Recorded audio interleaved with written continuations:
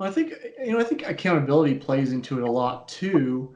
I like we were talking about to begin with, I don't have near the motivation I did several years ago to train, but we're still training essentially at the Yeah. I'll say at the same kind of intensity. Where I'm focused more on the shorter distance races now, but it's like having that accountability where I get on Training Peaks or I get my email and you said like with the bike workout from this week, what was it, 6 times 4 minutes on 3 minutes off, you said 280 to 300 watts.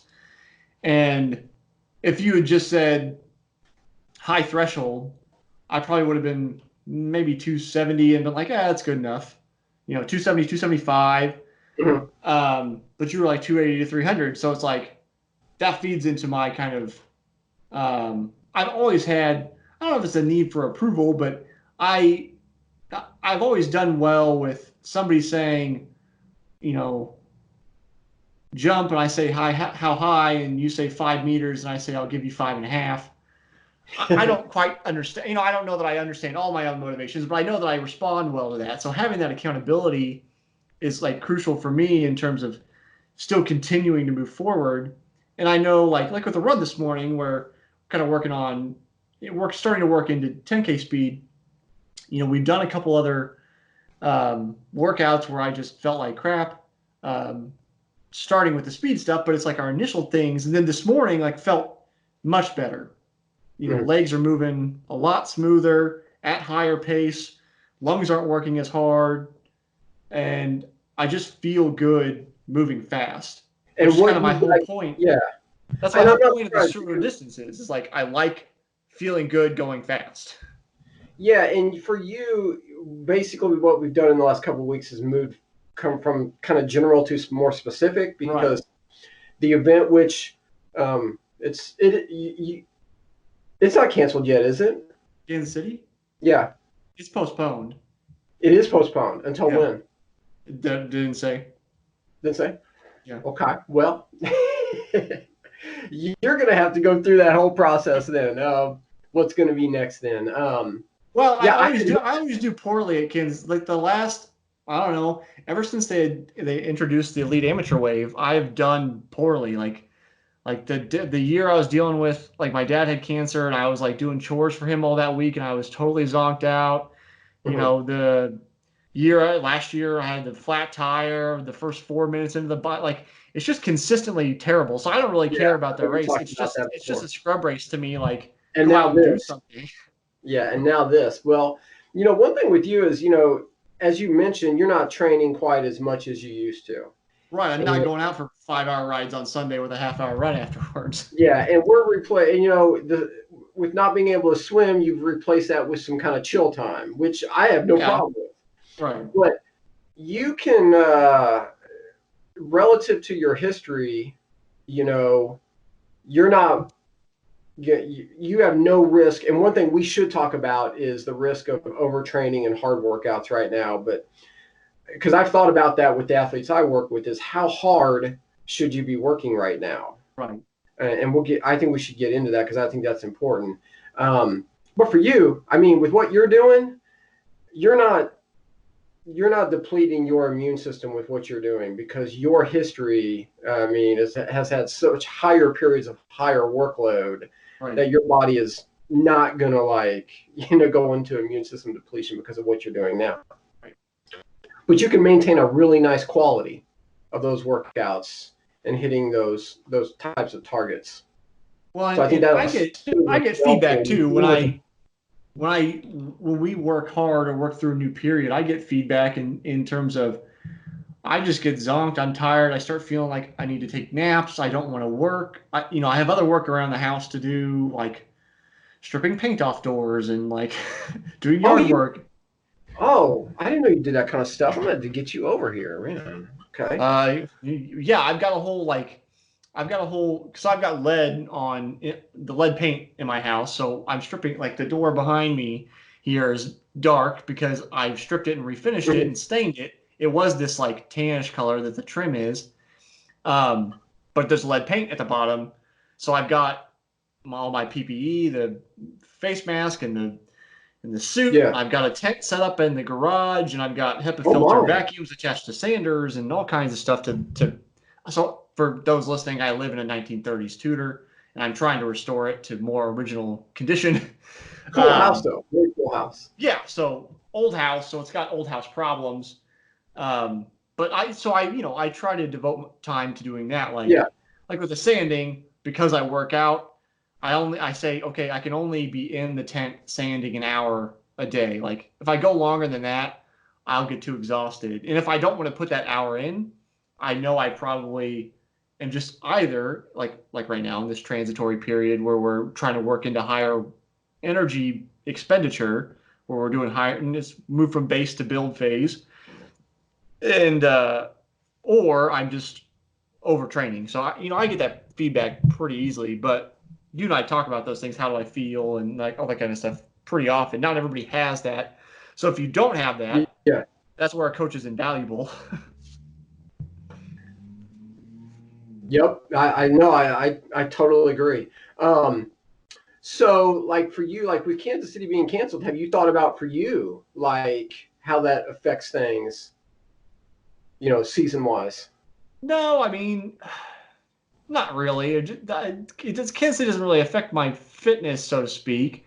I still don't have a June race, so I'm hoping it will be possible to have the Mhm. race in June.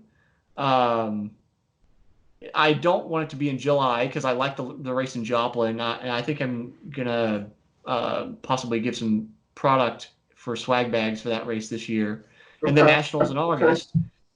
So really, I'm just like, maybe they'll postpone it a month, and if not, like it's fine. I like I said, I like training more than I like racing. So if I don't race, then I mean it is what it is, and we'll race whenever we can race, and Yeah.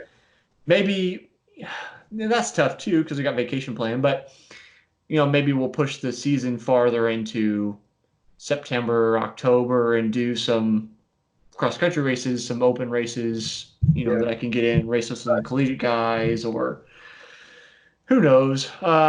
Overall, I'm not really worried about it because there's no, for me, and this is something I struggled with, and it gotten to the point that I just accept that it doesn't matter. There's no point anymore. I'm not trying to qualify for anything. I'm not trying to become a professional. I'm just doing it because I want to. Mhm. So if it doesn't happen, like I still like training, whatever. I mentioned this to my high school coach the other day. He posted something on Facebook. Um, and I said, I race because I train. I don't train to race. Mhm. The racing is just a byproduct of my desire to train. And I hope that, I like that. I like that. yeah, I hope people can find joy in training in and of itself. And I talk about this Yeah, um, in and that's different what I was videos on the exactly what Thursday I was. show. Yeah, that's exactly what I was talking about when I said that I asked people, would you do the races? Would you do the training if there was no races? Because you find out if they have that type of that joy in that, and they're not just doing it just to race. That Right. there's more to it. There's a passion for the sport as well. And so I think hopefully with a lot of people, that will come out in people as they go through this rough period right now that we're in. In some ways, I think it is forces people into living with their own minds. They can't go out and do things to distract themselves as much as they normally Mhm. would. So then it's a matter of like, I know there's a lot of restlessness and there's um, a lot of fervor is not the right word. Hatred isn't the right word either. Um, People are not happy Yeah. with things and wealthy people and landlords and all these kind of things right now. There's a lot. Yeah, Uh, everyone has their own, and a lot of it comes back to jobs yeah, and what's going on with your career that you're in. I think that is probably, that probably overshadows everything, and obviously it should. So yeah, I mean, it all kind of trickles down from there. yeah. Well, What's going on with me financially and with my career and my job and my position and everything. So yeah.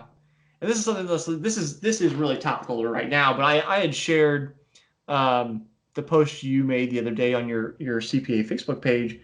talking about the stimulus package, and your thoughts on that with somebody who, so I have friends on both sides of the aisle, so I get kind of the outsides of both the left and the right in my Facebook feed, and I tend to argue with everyone.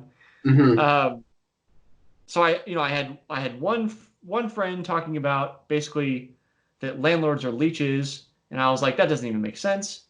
I'm sure there are some landlords that are leeches, absolutely, but just as a generalization, that doesn't Yeah. make sense, and I explained why. But then I also, on the other side, had somebody say, well, why don't send out checks? We'll just say um, no income tax for the rest of the year, so that people that are working get benefit and freeloaders don't. And I was like, well, that clearly oversimplifies the issue of unemployment right now and everybody being Hmm. laid off because of all the situation of the economy being stalled Hmm. and employers laying people off and then having no jobs. So it's like they didn't get fired for something they did; they got fired or laid off as a consequence of something completely outside of their control. So it's Right. like that's the point of a social safety net.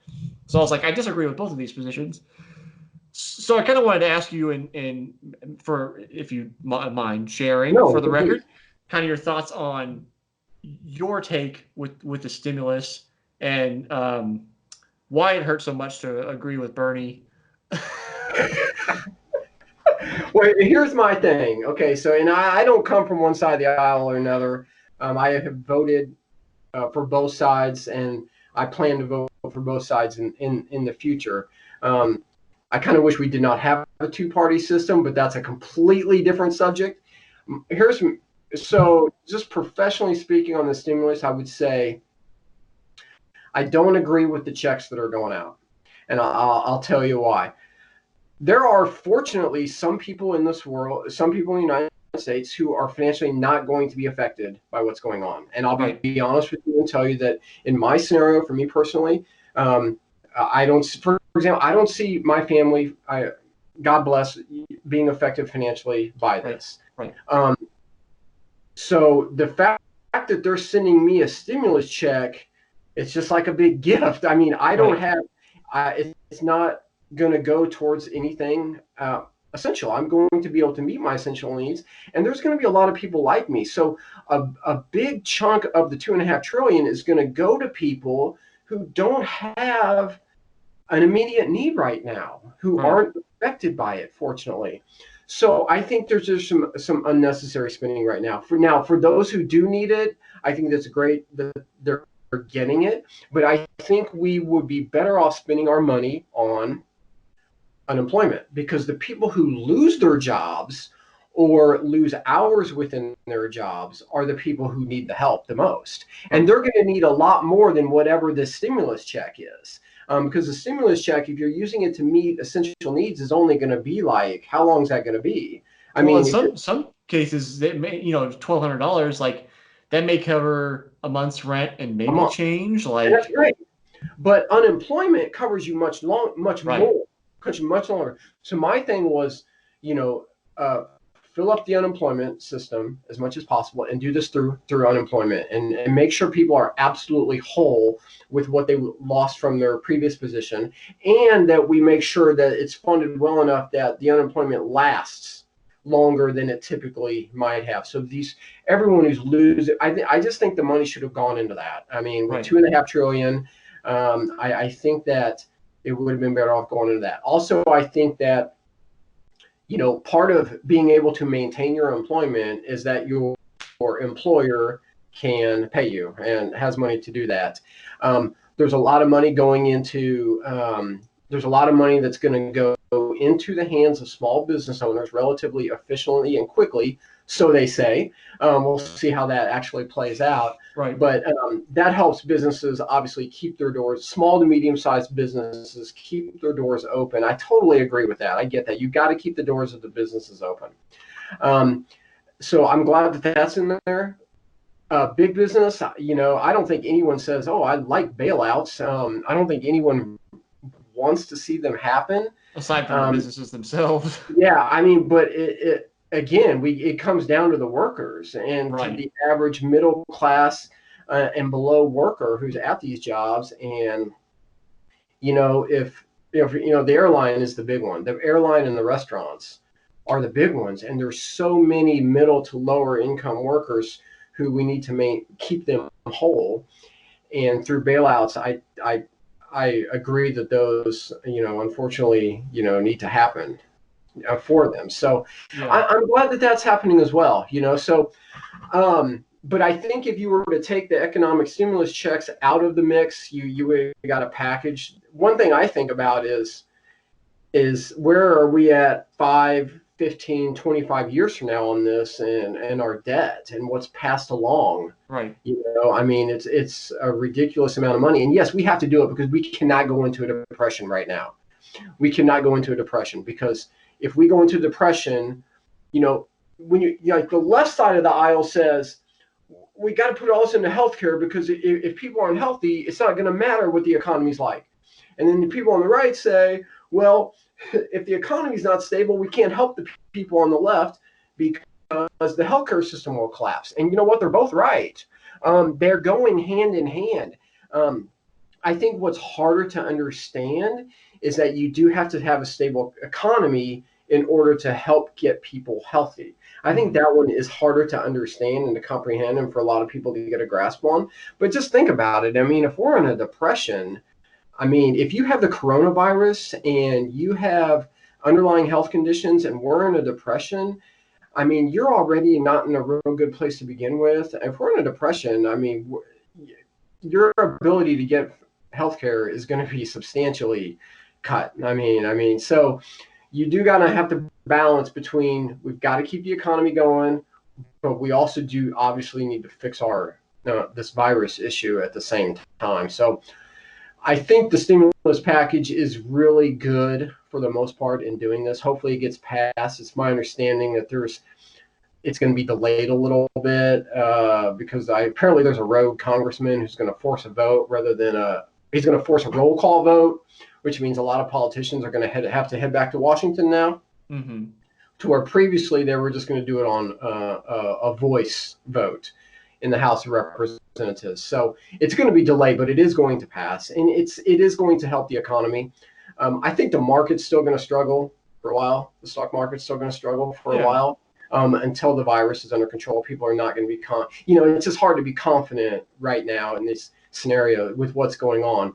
We had a bump in the economy when the bill passed the Senate, so we got back some of our losses. But I think in general, I think I think the stock market's going to be, it's going to stay down for a while. I'm pretty confident that that's the case. Yeah, well, some people would argue that we were overinflated anyway, but I have to back up a little bit. Thinking about bailouts or big business, I'll be the first to say that thinking about 2008 when bailouts for automakers and banks for a long time, I was definitely a proponent of let them fail. Like that's that's capitalism. Like if you didn't prepare and you go bankrupt, like you stop existing. That's how it works.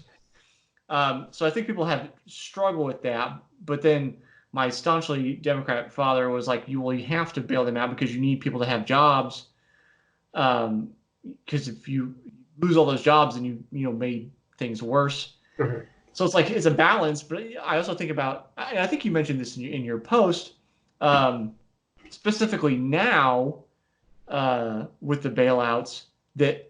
And I don't think there is in the stimulus package. There should have been some provision about inability for corporations to use money on buybacks for a certain period of time, or it's just like that's part of the reason that they're in trouble is they used their cash reserves for stock buybacks, which inflated their stock price and helped shareholders, but then worsens the health of the company. They're obviously. Especially when you're talking about such large numbers that like an airline runs, the businesses I run are nano-sized in comparison. Yeah. But so it's like you as an investor or a stockholder, you always want capital to be invested in making more capital instead of sitting on the sidelines. But you also need, I feel like there has to be some accountability and responsibility for bad choices, especially when you're, in our economy and our culture, we're, proposing a essentially capitalistic society with some socialistic fail safes.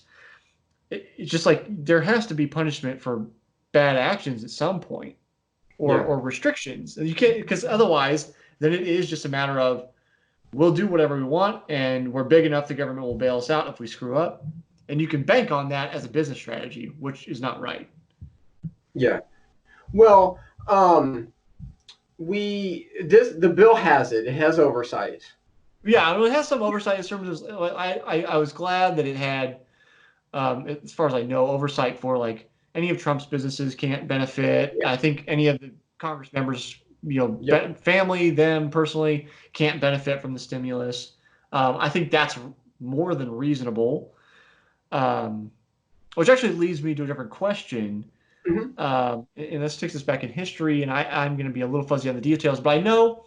Um, so like Carter had to divide. He put his uh, farm in what was it? Was it a blind trust or a double blind trust? Oh gosh, I'm not sure on that one. Anyway, so he basically had to give up control of his business when he became president, and whoever was in control of it screwed it up, and he basically lost it after he stopped being president. So like I don't understand. Now we're getting political, but I don't understand why Trump doesn't have to divest himself of his business interests to be president like Carter had to. So I just didn't know if you knew more about that. So it's my understanding he wasn't required to divest, but I think he had to reduce some of his ownership, and he Okay, obviously doesn't have the same type of roles that he used to. right. But I think there was some divesting done down to certain like percentages of liquidity and things like that. So I do think that he had to reduce some. Okay, But for the most part, I think yeah, he still has ownership. Um, but obviously he can't be doing like management type stuff. I mean, right. There's that would just be too much to do. absolutely impossible.